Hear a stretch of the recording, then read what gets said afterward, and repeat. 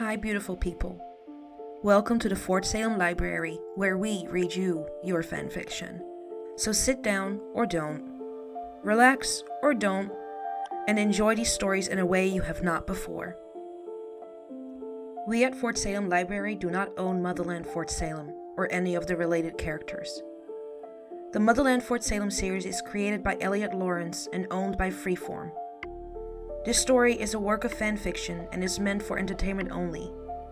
We are not making any profit from these stories. All rights of the original Motherland Fort Salem story belong to Freeform.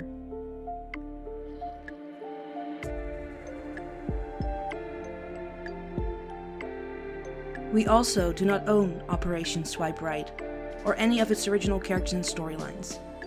We did, however, get permission from the author to read their story. This story was created and written by Daughter to Artemis, and you can find a link in our show notes. This story is being read to you by Dani.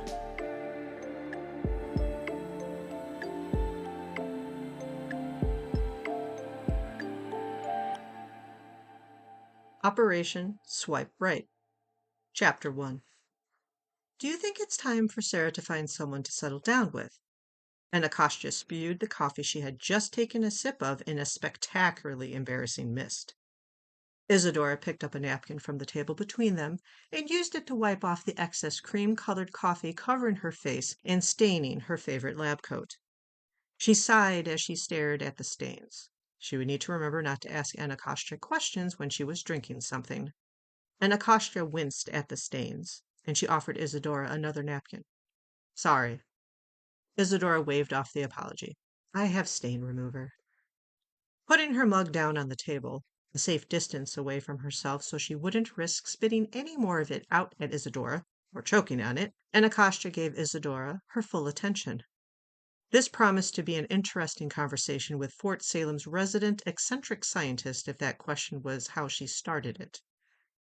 What makes you think Sarah would be looking for someone to settle down with? Now that she has accepted a more relaxed position in the army and has been taking time to herself, I only thought she might begin to plan out her future. Surely you believe she will wish to find someone to spend the rest of her life with, a partner of some sort? She is not accustomed to being alone. That was a fair point. Since the Second Camarilla War had ended some 3 years ago, and the Accords had officially been disbanded 18 months ago, General Sarah Alder had become more of a figurehead rather than the witch whose shoulders bore the weight of all witch kind. General Bellwether and General Clary led the army as dual heads, as the workload that Sarah had once managed with the help of 7 other women needed to be split between several others now that she had stepped down. Anacostia herself was also helping run her own department within the army, having been promoted several times during the war and after that. What accolades had been taken from Sarah with the shaming at the hands of Tally Craven and Nick Baton had long since been earned again on pure merit for her heroism during the war with the Camarilla, which Anacostia was forever grateful for, as the stain of Alder's name had been unfair and unjust. Her mother had deserved better, and she was glad she had gotten it, even if Sarah had to work twice as hard for it, all over again. Sarah Alder's life had calmed to a point where she had begun speaking with Isadora and Anacostia of retirement. True retirement. Currently, Sarah taught several courses at the War College and assisted Generals Bellwether and Clary when they asked her to be read in. That was all. Retirement was a foreign concept to Sarah Alder 10 years ago, but now? It was something she could look forward to. Retirement. Ha! Was something Sarah never thought she'd experience. She had always expected to die in battle or wither away when her biddy program was retired. Now, since being reborn from the mycelium and given a true second chance at life, where she was not tied to the life forces of 7 young women to maintain her own youth, Sarah had choices to make. Choices that excited but frightened her. Sarah would never call anywhere but Fort Salem home, if for no other reason than she owned the land that Fort Salem had been built upon, and she had built this witch's place with her own hands. She lived here for over 2 centuries. There was a house on the far end of the property behind layers of wards that Sarah had moved into when she took on her new academic and consultancy role within the Army and War College. The house wasn't just an empty structure anymore, as it had been for over a century. It was warm and welcoming to those blessed with permission to be there.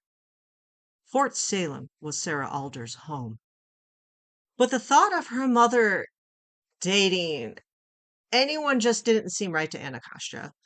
The image of her mother wrapping her arms around someone's neck and smiling at them as if they hung the sun and stars themselves, that Anacostia could see. It was easily imaginable. Her mother was a romantic, even if to say so would mean certain death. And Anacostia didn't have a death wish. So she kept that information to herself and allowed herself to fantasize about what her mother, happy and in love, might look like. It was surprisingly easy to imagine her mother being happy and in love, truly in love. But Anacostia just couldn't picture who the person her mother would be staring at in this imagined moment was. The person with her mother in her imagination was just a fog of gray as she thought of it. Sarah's bright smile, the shine in her blue eyes. The unheard laughter just bubbling in her mother's chest was easily pictured. That ease led Anacostia to believe that there was someone that should be there, wrapped intimately with her mother. But who? Anacostia doubted there were many that would ever deserve the love and adoration of Sarah Alder, but there had to be someone for her mother, didn't there? Of anyone, Sarah Alder deserved the type of happiness that could be found in the arms of a partner, not just a lover, but a true equal and steadfast person to be with through all of life's many ups and downs. Sarah Alder had already been through enough lifetimes alone. She deserved to have this last lifetime be spent how she wanted it, and with whom she wanted to spend it. So, she doesn't seem unhappy to you. Anacostia thought back to the last several interactions she had with Sarah. There hadn't been anything to indicate Sarah was unhappy. If anything, she seemed happy. Sarah had just come back from a short 6-day trip to Germany. Trips like that she could now take as she pleased. As Anacostia thought of Sarah's smile, she realized it came easier nowadays, as did her laughter. It was always a balm to Anacostia's soul to hear her mother's laughter, once so very rare. Just the thought of it made her chest warm and her heart smile. Surely she wasn't blind to her mother's unhappiness. Goddess, no, she seems very happy. Perhaps the happiest I have ever seen her, Isadora admitted, a small smile spreading over her own lips at the admittance. I think so too. Anacostia was quick to agree. Is that why you're thinking she should be looking for someone to settle with? Settle with. The phrase was wrong. Sarah Alder should not have to settle for anyone. Sarah Alder should have everything she wanted, everything she deserved. After the lifetimes of service she provided to witchkind and humankind, having a lover was the least she deserved. I just wish for her to have someone to share that happiness with. She, above all others, deserves to be loved and have someone to love. Isadora was right, just as she was more often than not. The simple conversation was how this all began. An innocent conversation, observation, a minor spit take, and heartful agreement that Sarah Alder deserved to have someone she could love with all her heart was how Operation Happily Ever After began. The tricky part of Operation Happily Ever After came after that agreement was forged. For 2 weeks, Anacostia and Isadora brainstormed on how they might even begin to find someone worthy of Sarah Alder's love. 2 weeks of looking over names of eligible bachelors as if they were the imperatrix. 2 long weeks of nothing. Until that changed. Isadora sat down across from Anacostia's desk with a frightening smile. It was the smile that usually meant a cadet's throat was about to be slit during basic, or Rael had tapped into another secret of the mycelium. I figured out a solution to our problem. Isadora pushed a civilian cell phone across Anacostia's desk. The screen opened to... She squinted. Was that a dating app? Anacostia choked on nothing but air as she scrambled to pick up the phone. Please, Goddess, don't let it be Tinder. Don't let it be Tinder. Anacostia released a relieved breath when she found that it was not, in fact, Tinder that Isadora had signed her mother up for. Isadora rolled her eyes, already knowing why Anacostia seemed so nervous.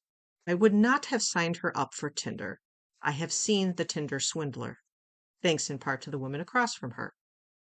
Isadora would not tell Anacostia that she had almost signed Sarah up for that particular app until Scylla Ramshorn, her former apprentice, had directed her to this particular app instead. It was a newer app that helped match witches with other witches or witch-friendly civilians. Apparently, the Imperatrix is thinking of suing the app developers, as they once worked for her. Isadora repeated the information that Scylla had provided to her, and had sold her on the app even more. Supporting anything that pissed off the Imperatrix was crucial. Anacostia scuffed a joyous laugh at that. Any difficulties that the Imperatrix suffered were welcome in Anacostia's eyes. Neither Isadora or Anacostia had even thought to go to the woman for help finding Sarah an ideal partner. They knew if Sarah ever caught wind of them talking with her, they'd never be forgiven or their bodies found. Tell me you didn't tell Ramshorn that you were setting up a profile for Sarah. Please, Isa. Of course not. Anacostia's shoulders sagged in relief. I told her I was setting it up for myself, only to stiffen up once again. Was was Isadora thinking to use this app to find herself a match? Isadora raised a single questioning eyebrow, which Anacostia looked away from.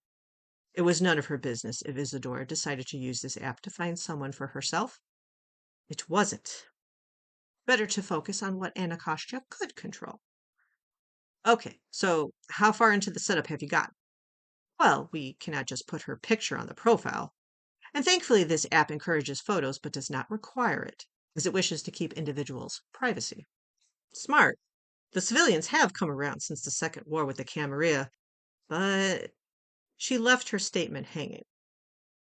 It would help witches who didn't want to be outed as witches keep their secret, but still find matches who were open to their heritage.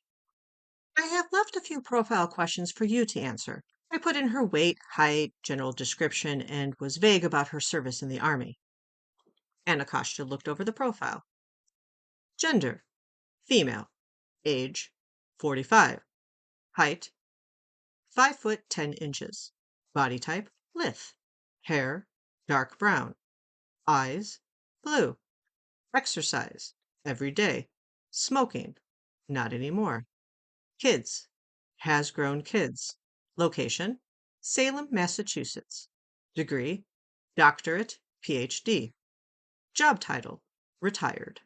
Languages, English, mother tongue, French, German, Danish, Farsi, Polish, Russian, Arabic.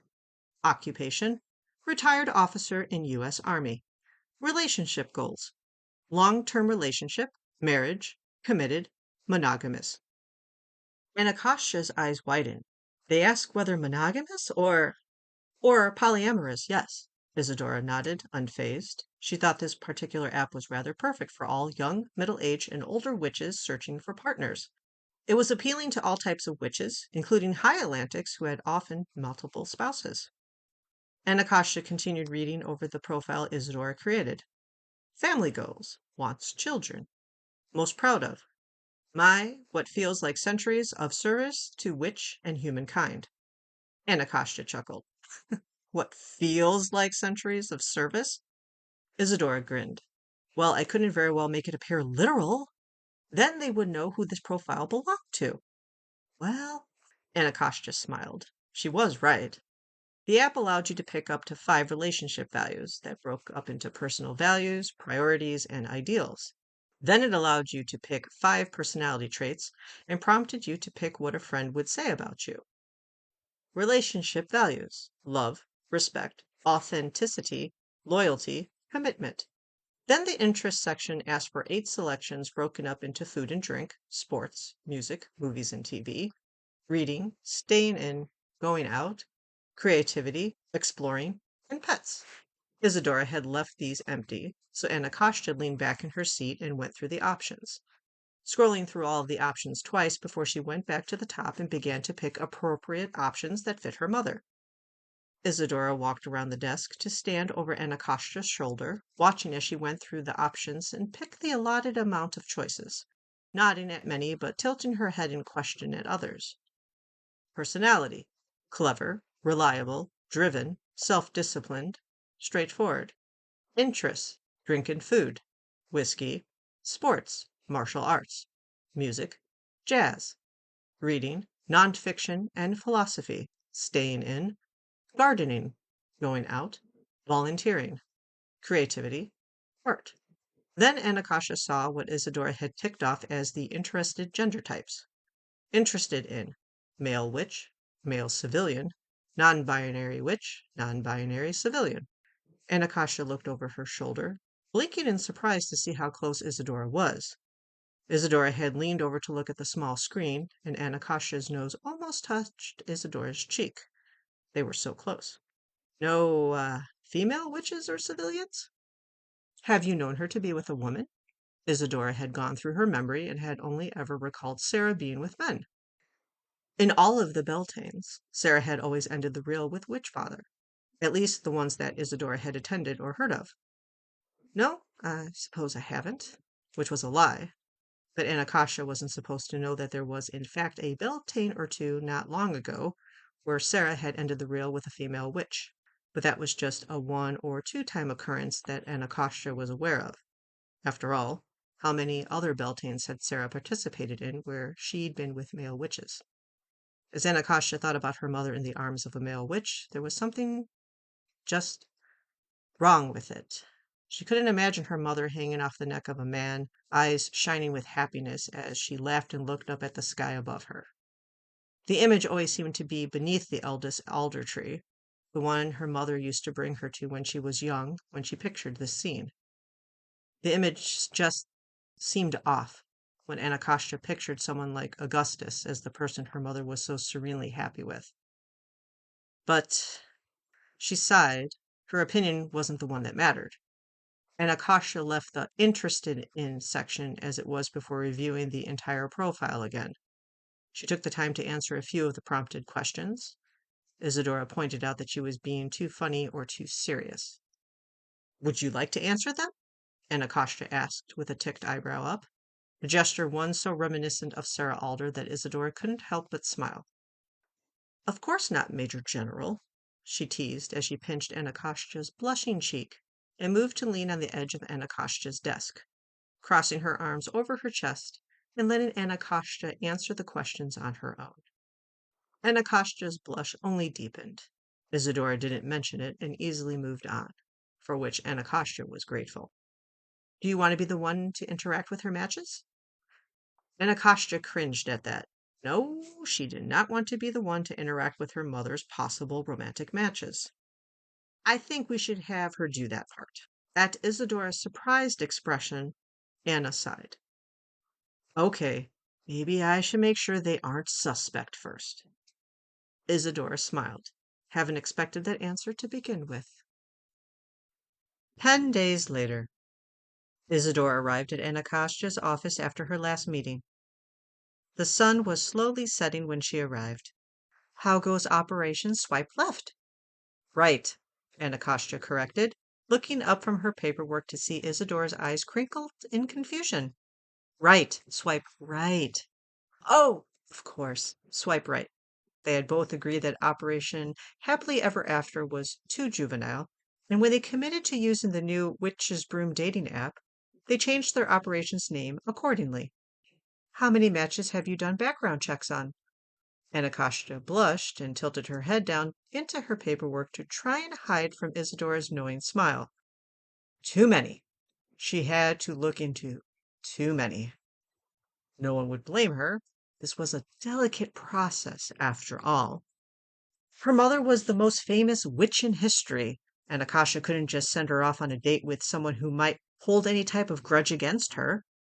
There were plenty of witches and civilians alike that had very passionate views on Sarah Alder, but it was easy to get them to talk about that topic when they didn't realize the person they were supposedly talking to was Sarah Alder's daughter, pretending to be Sarah Alder herself. Too many, Anakasha admitted, and Isadora's eyes sparked with her amusement. I can't just send her off on a date with some random Joe Schmo. Isadora hummed as she sat back in her chair. Was Joe Schmo not a good match? and Akasha was about to explain that there wasn't an actual Joe Schmo, that it was just a saying, when she saw Isadora's lips twitch. "You're evil," Akasha accused, and was rewarded with the sound of Isadora's laughter. When Isadora finally stopped cackling, she went right back into her questions. "Have you figured out how you are going to set Sarah up with someone who thinks they've been talking with her from the start?" "Not yet, but none of them have been worth trying to figure that out just yet." "Do you think you should start to consider it now, before you're boxed in?" Akasha just shrugged. "There's less pressure since we haven't even told Mother about this yet." "Ah, yes, another important factor to consider." Isadora noted the sun had set. "Would you like to join me for dinner?" Akasha was up out of her seat the instant Isadora had finished asking the question. "Yes." But as Isadora stood, Akasha's shoulders sagged. "Oh," she deflated. "I can't. Craven and Bellwether are back in town. I'm going to dinner with them." "Oh!" Isadora brightened at the news. "Rael and Sarah must be happy they're back on base." Isadora offered a genuine smile. It was nice to know the Bellwether unit would be back together again. It had been rough for the Bellwether unit when they needed to separate. After a grueling attack towards the end of the Second Camarilla War, Rael had been restricted to Fort Salem for her health. The only reason she lived was her connection to the mycelium. At first, the sisters had fought to remain together, as a unit, but as the war continued and Abigail and Tally's skills were required in the field, they had been forced to come to terms with their separation. Rael could not leave Fort Salem, and Abigail and Tally could not stay.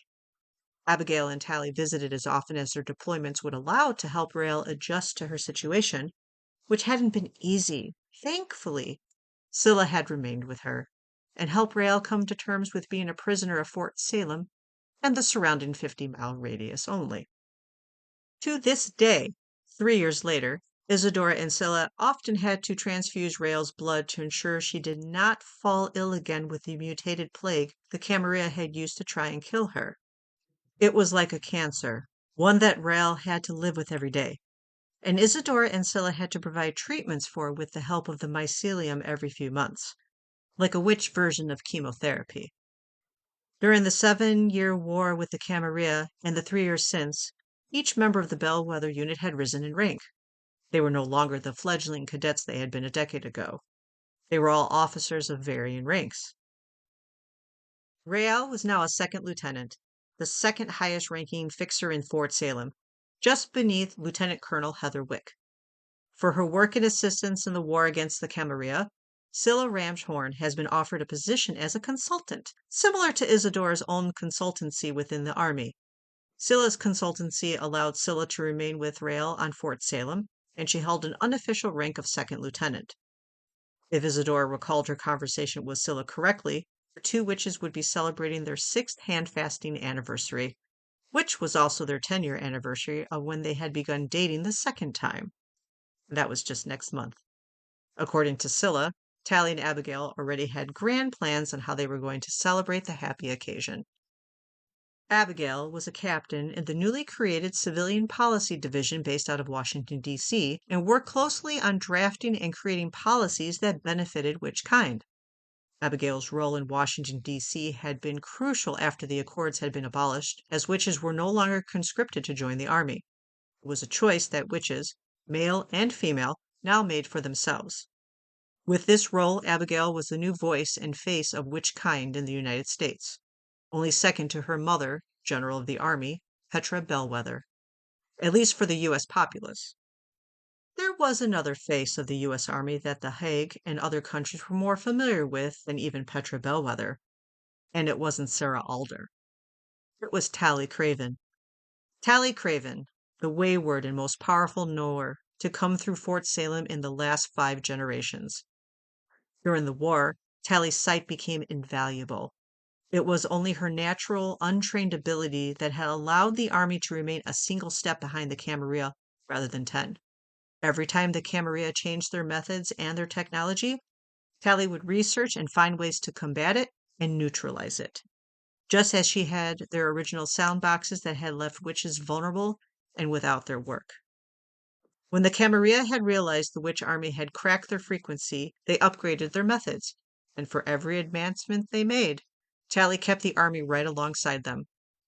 In her research, Tally had created new seeds that had since become canon.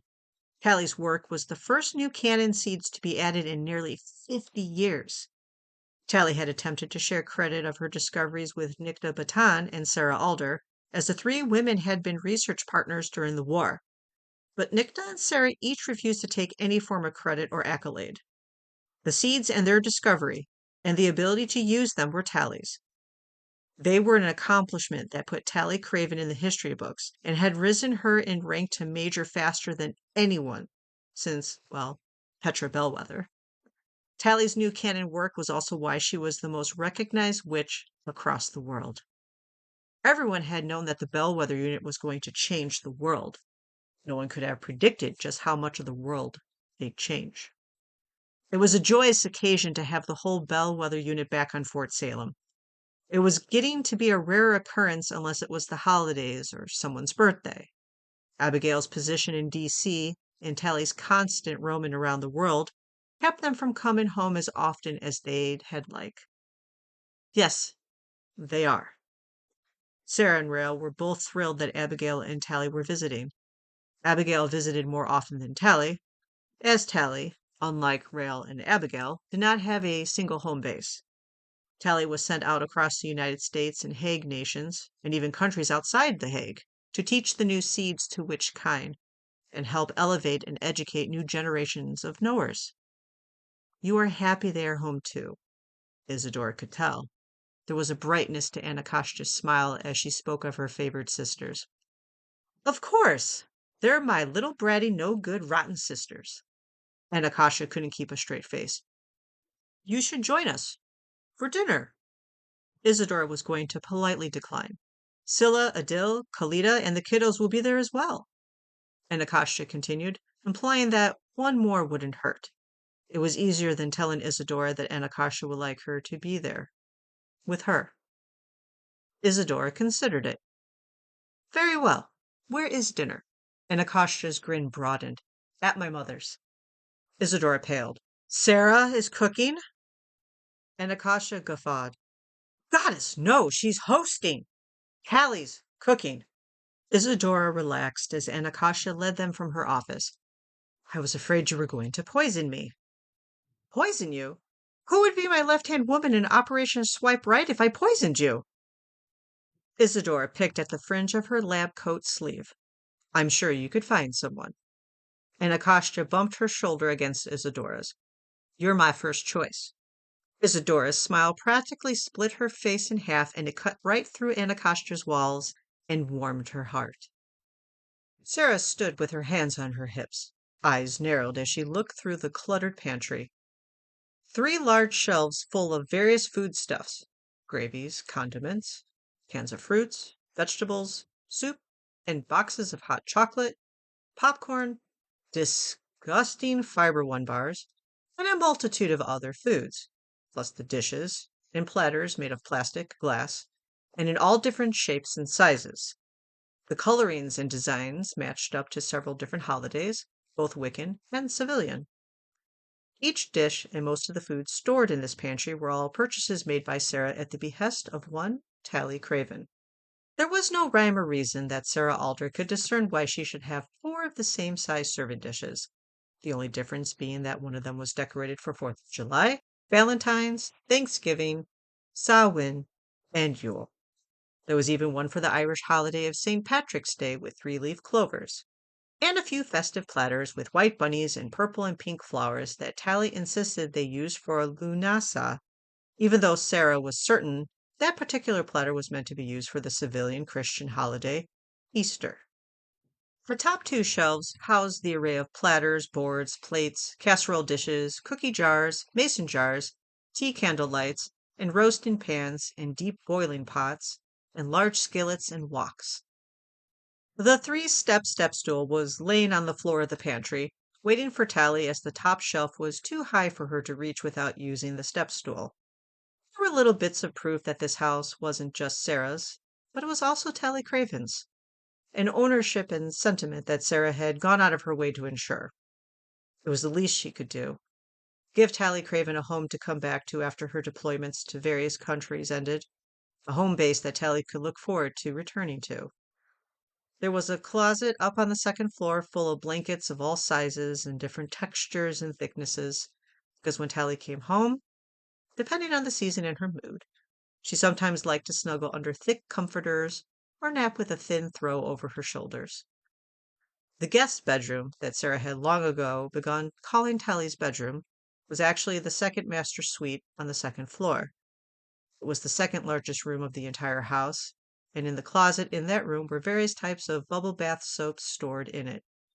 Sarah always made sure to restock the types that Tally used most often, which were strawberry, for when she was feeling particularly calm and only needed a quick soak, and vanilla lavender for those days when her muscles were tense and she needed a good long soak to calm herself and release the heavy stress that weighed her down. In all the years that this house had existed, which at this point was over 100 years ago, as Sarah had originally had it built in 1915, after World War I, there had never been so much stuff. It had never felt like a home, not until the Second Camarilla War ended and Sarah had returned to Fort Salem and had reason to make this decrepit old colonial house welcoming, as there were people she cared for that needed a place to congregate. Directly after the war, this house had been where Sarah's family had lived until they all made different arrangements and found places of their own. Rael and Scylla now had officers' quarters on the main portion of Fort Salem. Sarah calculated that it would be another 2 months before construction on the house she was having built for Rael and Scylla was finished, and it would not be ready in time for their 10-year anniversary and 6th hand-fasting anniversary, as she hoped. But she still planned to present it to them after the party. The house was on this private portion of Fort Salem, the part of the fort that Sarah owned outright, even though she technically owned all of Fort Salem, as the land had been under her name for centuries. Sarah was hopeful that Scylla and Rael would appreciate the gift, even if they tried to tell Sarah it was too much. It was a decently sized 6-bedroom, 3 full-bath home with a wraparound porch and a generous amount of land to do it with as they pleased. Whether they put in a pool or garden would be up to them. If Rael was stuck living on Fort Salem until they could fully heal her, Sarah was determined to make sure she lived comfortably and as happily as she could. Craven! Sarah called out over her shoulder, her hands resting on the 2 open doors that revealed this cluttered pantry. Yes! Tally's yell echoed from the kitchen where Sarah could hear the clatter of dishes being put into the sink before the even click, click, click of a spoon or fork was used to mix something that surely looked like nothing but the most unappetizing gruel, but would somehow become the tastiest of feasts Sarah had ever enjoyed. Tally's capabilities in the kitchen were truly magical and legendary. Sarah felt useless. Surely she was just missing the large platter she was looking for. It normally sat right there, between the gold and the red platters. I can't find the silver platter. Which one? Sarah sighed, turning away from the overstuffed pantry, about to yell a bit louder, though she hated to, when Tally's flour-covered head appeared around the corner down the hallway that led to the kitchen. Sarah felt her heart warm at the sight of the white flour smudged into Tally's red hair, and the lines of it on Tally's cheeks.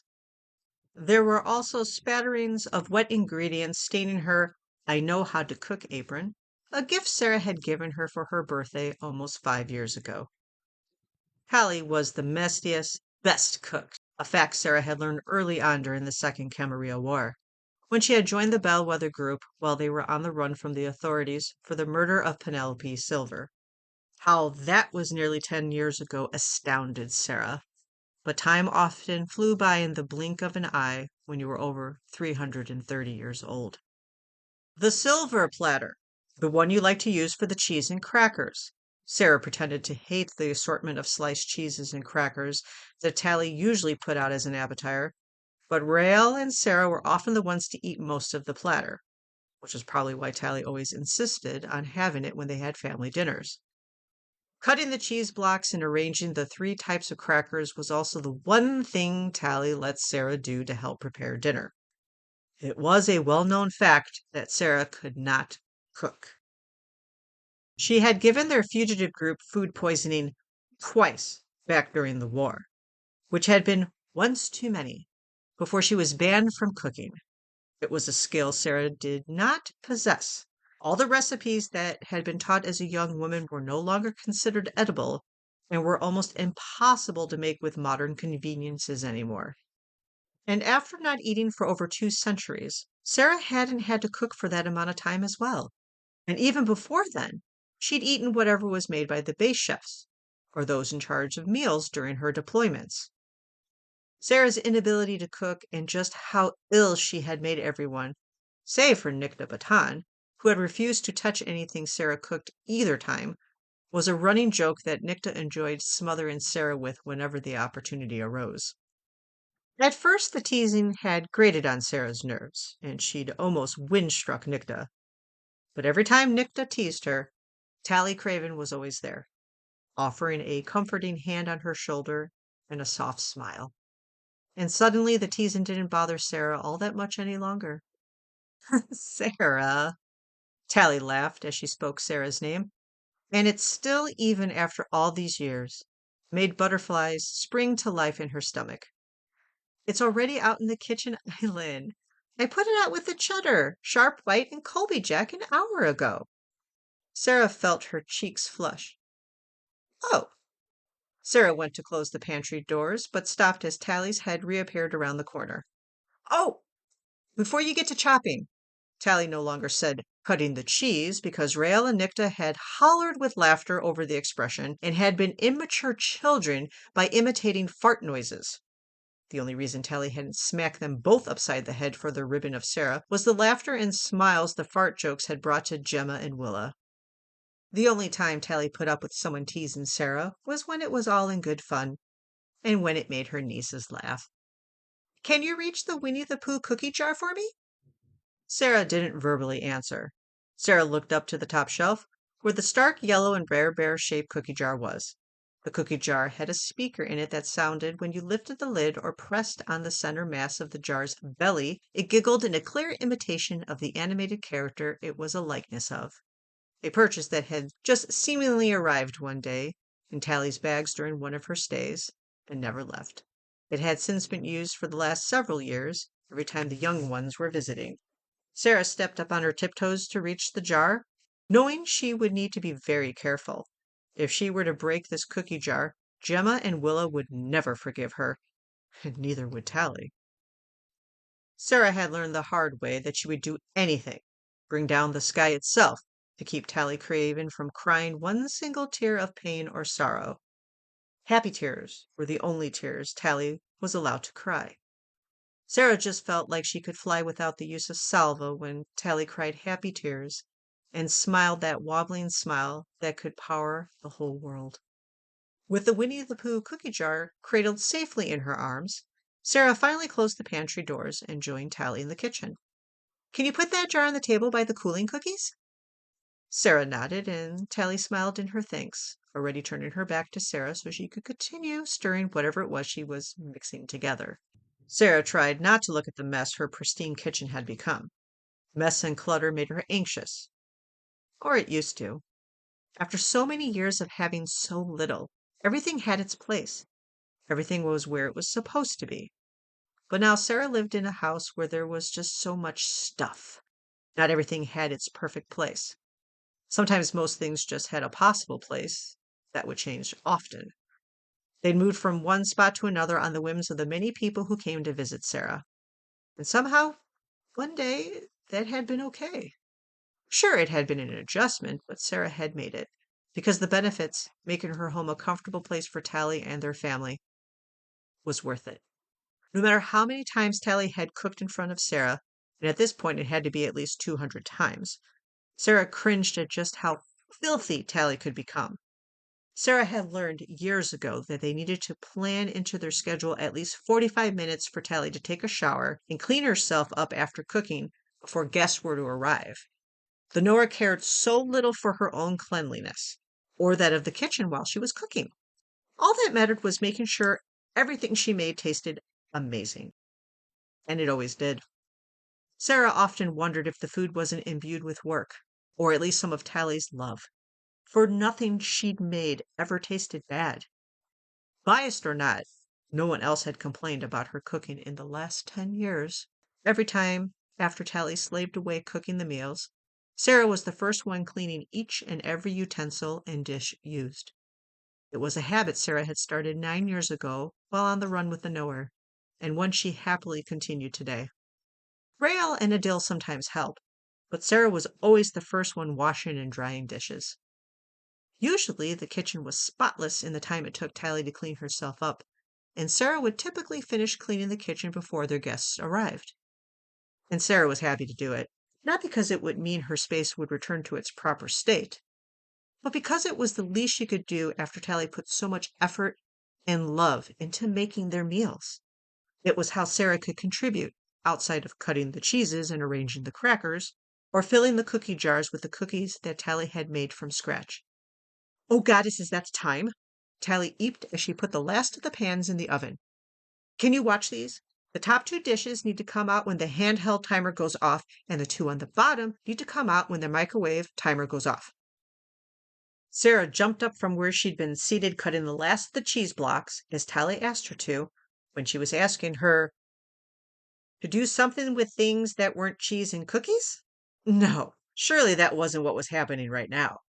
Tally wasn't trusting her to do anything with the actual meal being served to the whole family. The cookies were already hidden away in the Winnie the Pooh cookie jar, which was set out on the coffee table in the living room, where Gemma, Willa, and Cameron would have easy access to it. The cheese was cut and chilling once again in the fridge, waiting for them to put it out when Rael and Scylla arrived. "You want me to—" Tally chuckled. "Yes, take the food out when the timers go off." Sarah blanched, but nodded. "Top 2 to the handheld timer, and bottom 2 to the microwave," Sarah repeated dutifully. Her shoulders set. She was prepared for this. She could handle this. She could. Goddess. Sarah hoped Tally came back before she had to touch any of these dishes. By a single touch, she was afraid they would be tainted. The horrific memories of how ill everyone had become the last time she cooked played on repeat in her mind, making her suddenly queasy herself. "Hey!" Sarah blinked, surprised that Tally was standing in front of her, and her hand was resting on her cheek, pulling her from her memories. "You've got this, General." Tally winked, and then saw the time. "Oh, shit! I'll be back. You've got this? Top 2 with the handheld, and the bottom 2 with the microwave timer," Tally reminded Sarah, before she leaned up on her toes and kissed Sarah's cheek. The same one she'd just cupped to gain her attention. Then she was off, leaving a small cloud of flour in her wake, and taking Sarah's heart with her. By the time Anacostia and Isidore arrived, Sarah Alder's house was filled with the raucous sound of a family gathering. They were laughing, squealing children that sounded like they were being murdered, when really they were just being chased around the house, probably by Tally.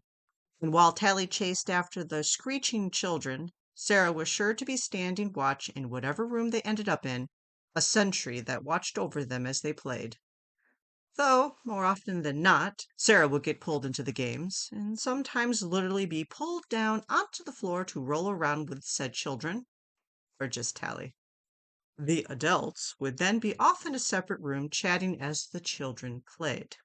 Today, Anacostia wasn't far off from the expected situation. Tally and Sarah were off somewhere with the kids while Rael and Abigail were arguing about politics. Scylla and Adil were standing next to their spouses, sharing exasperated looks with each other as the 2 sisters argued. Kalita was mingling around one room or another, hiding out until food was ready so she wouldn't be pulled into conversations by Abigail or Scylla. It seemed, no matter how old the sisters got, those 2 would always butt heads. But the love between them had only grown. "Knock, knock!" Anacostia called out into the house, using work to project her voice.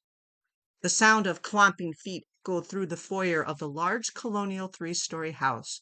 From the left sitting room, Anacostia watched as Tally Craven came out from the doorway. Tally was weighed down by 2 toddlers that were wrapped tightly around her legs, their faces bright with laughter and joy, as Tally moved as fast as she could at their direction to greet Anacostia at the front door. "Esther, Allie, Esther!" Cameron's voice rang out, and Anacostia realized that not only did Tally have Gemma and Willa wrapped around her legs, the two giggling girls each balanced on one of Tally's feet, she also had little Cameron on her back, his small, scrawny arms tight around Tally's throat as she reached behind her and held him under the butt, pushing him up just enough that Anacostia could see his smiling face. He was practically the spitting image of Adil, his father. And apparently, Cameron was able to say a lot more than he had the last time Anacostia had seen him, when his vocabulary consisted of only a handful of words. Auntie Anna! Willa was the first to release her hold around Tally's leg and rushed across the open foyer right into Anna's arms. Anacostia picked Willa up and swung her a bit, stepping around Isadora so she wouldn't smack the scientist in the face with two small pink sneakered toddler feet. Willa squealed as she was swung around before she was put on the ground. Again! Again! Willa begged, her smile wide and her hazel eyes blown as she reached back out for Anacostia to pick her up after huffing a big breath to blow her dirty blonde hair out of her eyes. Gemma, hearing Willa's squeal and seeing the welcome her cousin had received, released her hold of Tally's other leg and raced to say hello to Anacostia as well. Anacostia lifted Gemma into the air and extended her high into the air before slowly bringing her back down, planting her on her own 2 feet. Again! The stomp of her foot with the impatience and the demanding sneer on her face reminded Anacostia so much of Abigail, she almost snorted at the mini bellwether. Me, me, me! Cameron chanted from his place on Tally's back. Behind Tally, Anacostia noticed her mother's shadow arrive to help Tally, who was making exaggerated choking noises as Cameron squeezed her arm around Tally in a near chokehold. Easy, Cameron, Sarah soothed the excited child as she neared him, speaking to him in Danish. Tally squeaked as Cameron leapt off her back, but she quieted her worry and squeak when she saw Sarah easily catch the rambunctious 18-month-old boy. The moment his feet touched the floor, he raced across the distance to Anacostia as well, though his balance wasn't as centered as Gemma's, his sister's, as he had only been walking for 9 months instead of 3 years. Auntie! Auntie! Me! Cameron wanted to be treated just like his sister and cousin, no matter the age difference. You? Anacostia asked of him, smiling wide at his bright eyes. Yes, me. He pointed to himself with both his thumbs. Tally's laughter twinkled through the room as she watched Anacostia lift Cameron up in the same scoop she'd done with Gemma and Willa, though she didn't lift him as high. Sarah cleared her throat, causing all 3 children's back to straighten and stand at a childlike imitation of attention. All right then, little ones, let your auntie say hello to us. She lift you too? Willa asked, her eyes wide as she looked between Sarah and Anacostia. Sarah bit her lip to keep from laughing. No, Anacostia will not lift me too. Anacostia's eyes sparkled and Sarah pointed a deliberate finger at her daughter. Don't. You're no fun, Ma. Anacostia accepted the hug from her mother, squeezing her just tight enough to make her mother think she was actually going to lift her off the floor. But she didn't. Besides, you're too fragile to roughhouse with nowadays. Sarah rolled her eyes.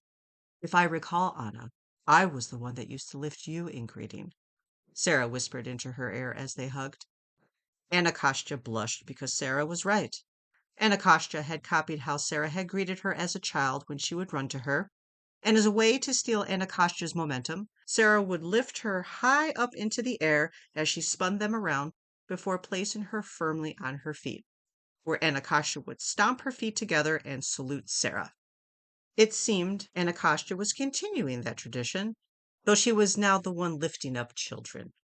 She is too fun, Willa defended Sarah. Tally came over to join the group by the door. Yeah, Auntie Anna. Grandma Sarah's fun.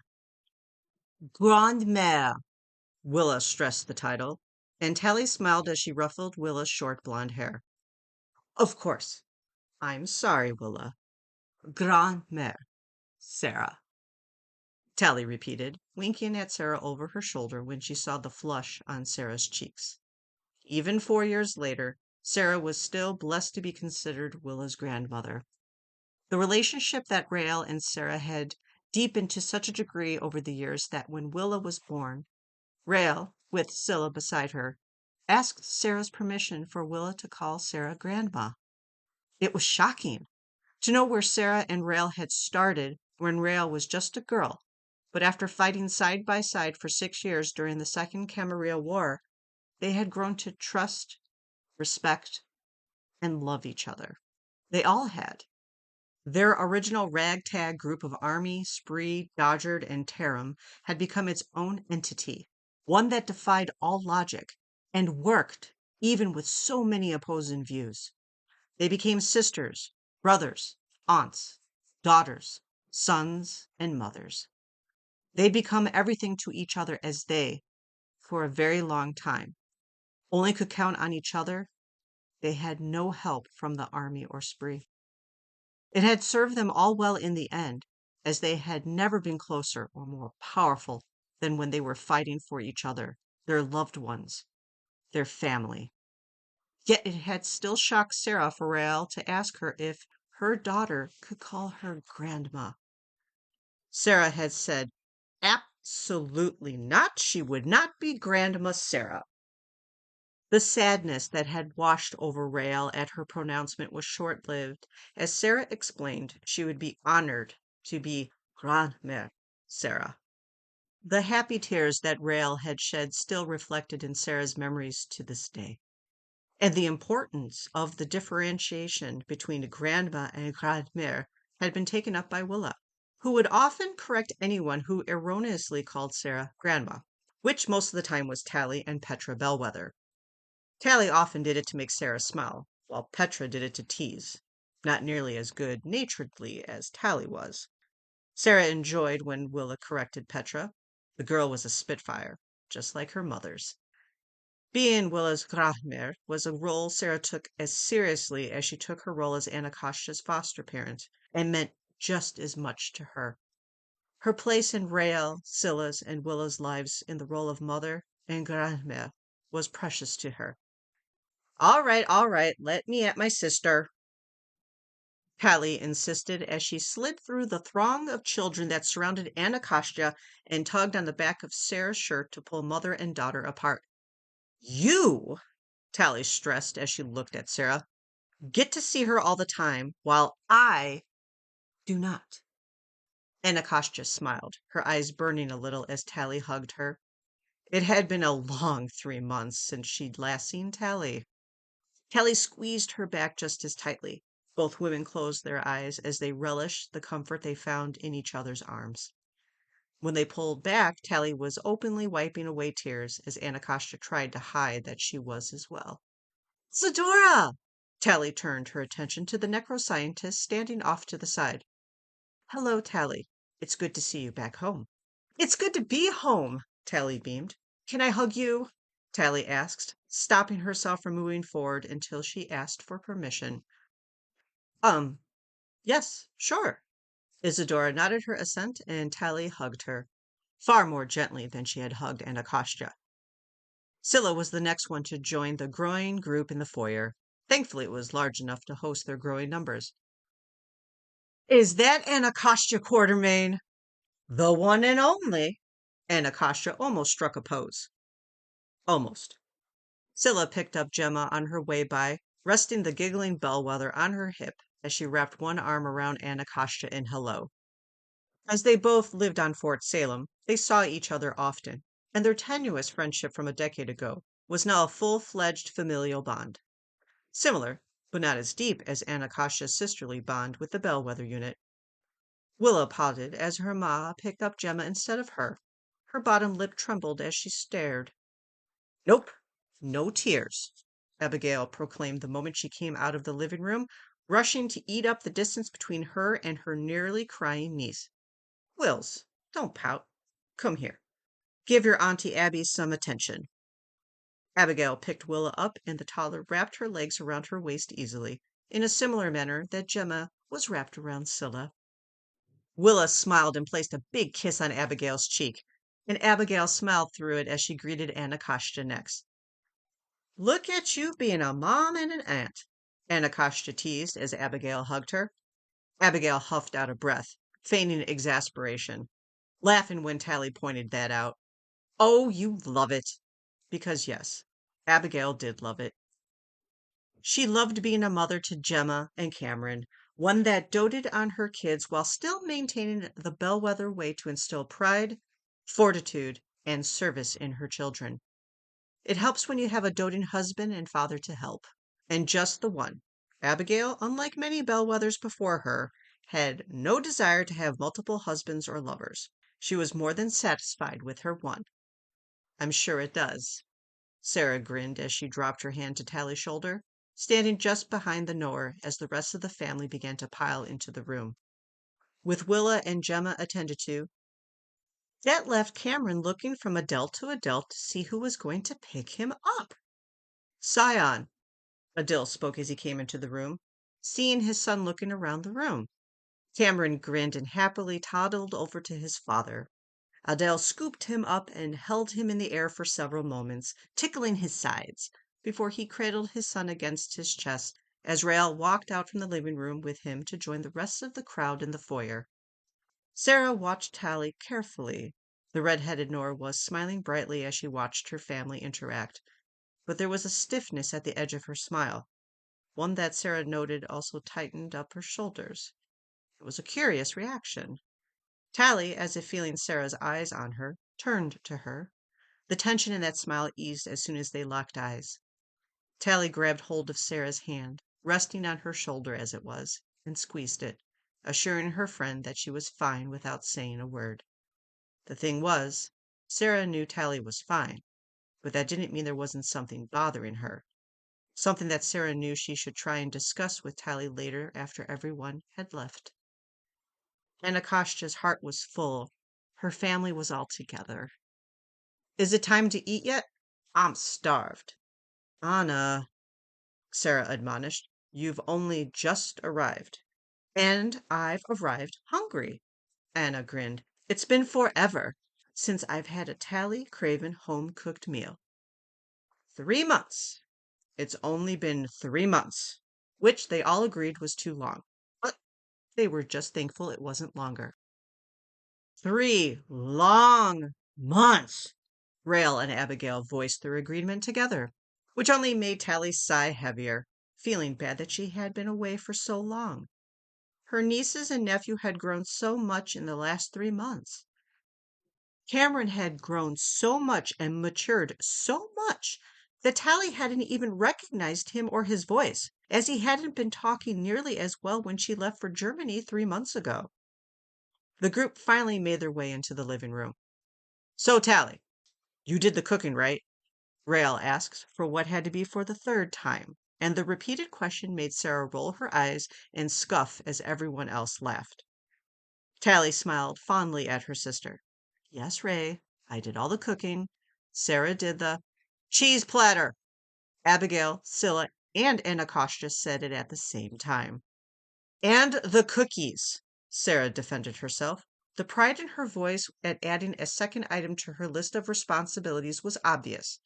They made everyone laugh, including her. Adil paled. You made the cookies. The same cookies he had a handful of. The same cookies he'd given out to each of the children. His stomach turned in remembrance of the last time he'd eaten something Sarah had cooked. His face looked suddenly green. No, of course not. Sarah straightened her shoulders with pride. I put them in the cookie jar. The laughter and relief was loud.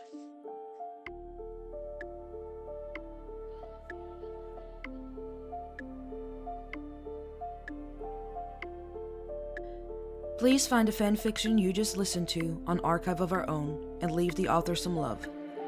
Without them, this wouldn't be possible, and we want to thank them from the bottoms of our hearts for creating these amazing stories and keeping the show alive.